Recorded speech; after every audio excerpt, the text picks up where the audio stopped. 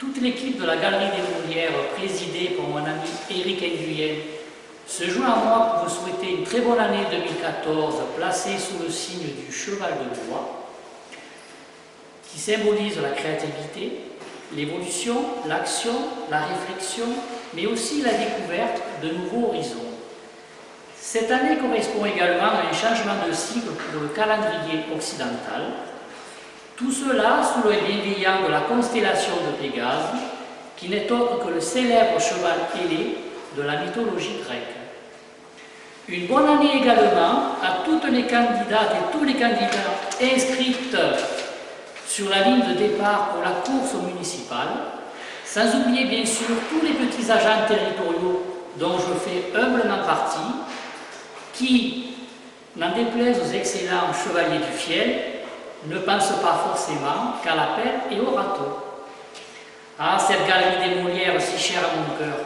Merci Éric, merci Evelyne, merci Nicole, qui propose un cours de zen le lundi et un cours de théâtre le mardi sous la houlette de notre ami Michel Pérez, et tous les mercredis de 18 à 20 h, un cours de Qigong du tracé de la verticalité intérieure, fondé par Lao Tse lui-même, qui vécut 5 siècles avant Jésus-Christ en Chine, à la même époque que Siddhartha, le Bouddha historique, en Inde.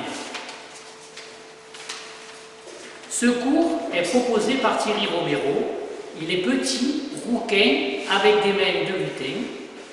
La galerie vous propose tous les mois des vernissages de peinture, de sculpture, de photos, accompagnés d'un fond musical joué avec virtuosité et volupté par mon ami Marcel.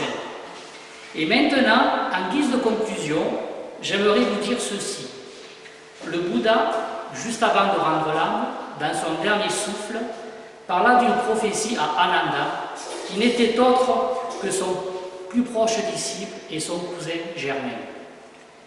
À l'ouest, au pays des lois, pensez au pays du Code civil, à la 84e génération, marquera le tout début de l'avènement d'une nouvelle humanité. Et cette prophétie commence justement à l'an 2014. En effet, toutes les traditions écrites et orales disent la même chose.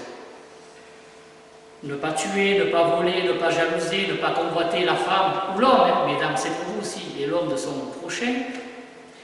Ne pas s'approprier le fruit du travail d'autrui, pas de gestes d'autodestruction, humilité, simplicité, générosité, etc., etc., etc.